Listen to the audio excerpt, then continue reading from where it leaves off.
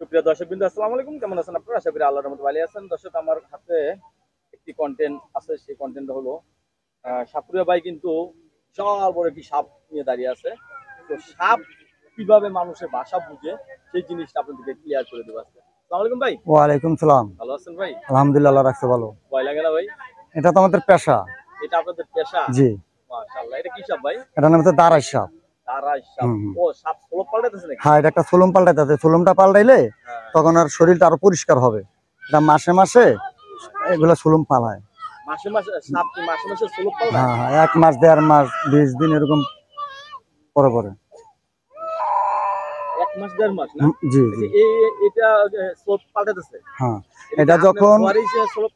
এটা যখন জঙ্গলে ফালায় তখন ওর শরীরের অনুভবটা নিজে বুঝতে পারে যে এখন এটা ফালানোর সময় হয়েছে। তখন একটা গাছের কিনারে যে লতা পাতার সাথে মিশে কোনো একটা মানে এমন পজিশনে যায় জানি ওর উপর থেকে চামড়াটা যেন ছুটে আসে, ওরকম ভাবে একটা গাছের লতা পাতার সাথে ডালের সাথে জঙ্গলের সাথে পেঁচে তখন আর নিজে নিজে ফেলে দেয়। প্রত্যেক সাপ কি মাসে একবার সোলপ পাল্টায়? 1 মাসও লাগে, 15 দিন লাগে, 20 দিনও লাগে, এরকম সময়। এই যে আপনি নিজে যে স্লোপ সরাইতেছেন, এটা সমস্যা হবে না? না না না, এটা তুলে দিলে ওনার কাছে আরো ভালো লাগবে। তারপর কি সাপটার রং চেঞ্জ হয়ে যায়? হ্যাঁ, রংটা চেঞ্জ হবে, কালার চেঞ্জ হয় না? কালার চেঞ্জ হয়। হ্যাঁ, এটার বয়স কত ভাই সাপটার? এটার বয়স তো এখন আইডিয়ার উপরে বলা যায় মানে 4 বছরের মতন চলতেছে, এরকম হবে। হ্যাঁ, এরকমই হবে। হ্যাঁ, তাহলে এই যে স্লোপ যে পাল্টাইতেছে, জি জি। এই স্লোপের আবার আস্তে আস্তে তার চামড়াটা বড় হবে। হ্যাঁ হ্যাঁ। দর্শক, আপনারা দেখতে পাচ্ছেন যে সাপের স্লোপ কিভাবে পাল্টায় সেই জিনিসটা আপনাদেরকে দেখানোর চেষ্টা চালাচ্ছি আমি।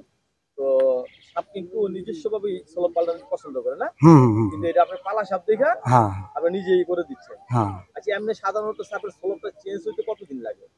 এটা এখন এই যে রংটা উঠে গেছে না, এটা এখন এই এক রং আছে, কালারটাও চেঞ্জ হয়ে গেছে। হ্যাঁ হ্যাঁ। আবার যখন ফুলুম আসবে তখন ওর চোখ দুইটা ঘোলা হয়ে যাবে। হ্যাঁ, চোখ ঘোলা হয়ে যাবে। এবং কি এটার এই চামড়াটা যখন শরীরে থাকবে মানে এখন এটা ফালানোর সময় হয়েছে।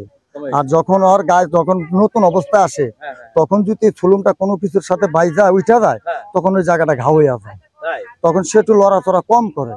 যে কোনো একটা ইন্দুরের গর্তে যাইয়া সে কিছুদিন থাকে এটাকে ফালানোর একটা সময় নেওয়ার জন্য।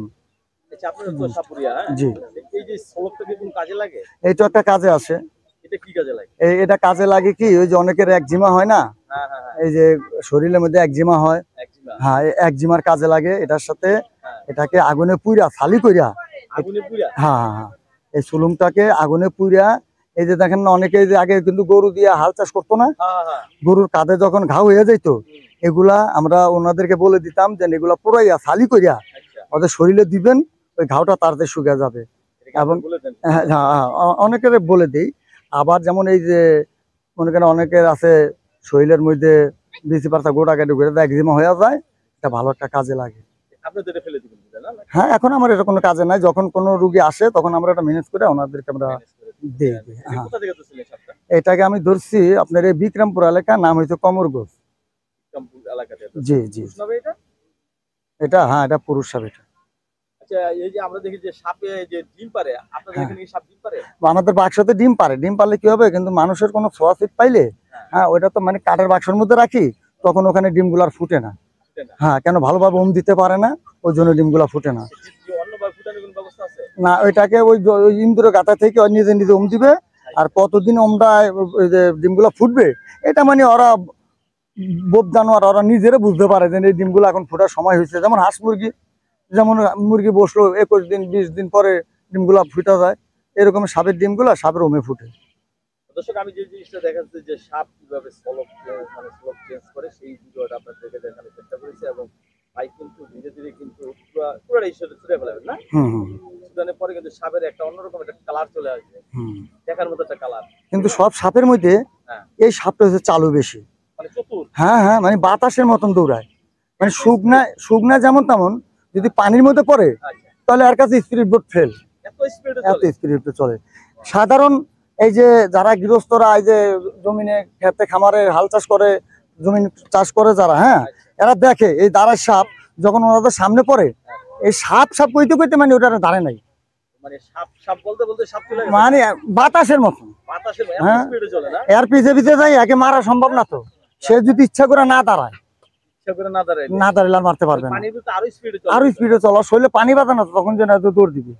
ধন্যবাদ আপনাকে। হ্যাঁ, এই যে নদীর পাড়ে দেখতেছেন না পানিটা, এখানে ছাড়লে আহা